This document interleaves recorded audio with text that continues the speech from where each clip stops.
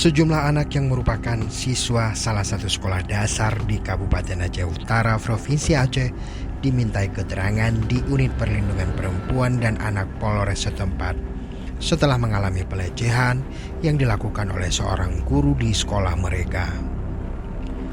Sejauh ini polisi menyebutkan ada 16 anak yang menjadi korban oleh pelaku berinisial M.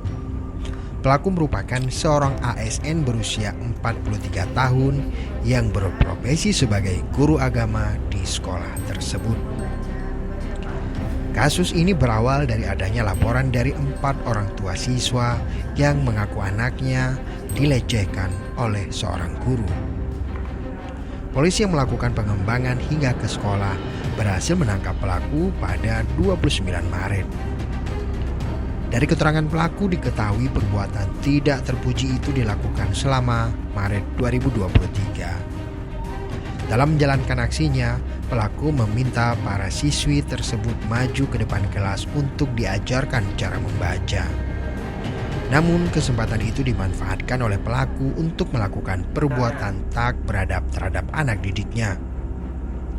Sejauh ini polisi telah berkoordinasi dengan Pusat Pelayanan Terpadu Pemberdayaan Perempuan dan Anak Aceh Utara dan kementerian terkait untuk memberikan trauma healing terhadap anak yang menjadi korban.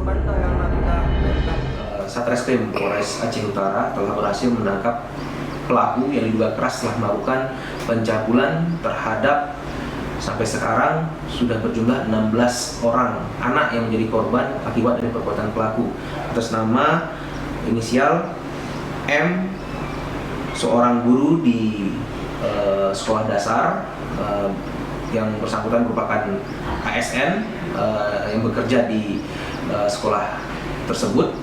Jadi diawali dengan adanya laporan seorang korban yang telah dicabuli dengan cara pelaku memanggil para korban ini untuk diajari cara membaca. Namun di dalam aksinya pelaku juga melakukan pencabulan ke kemaluan para korban.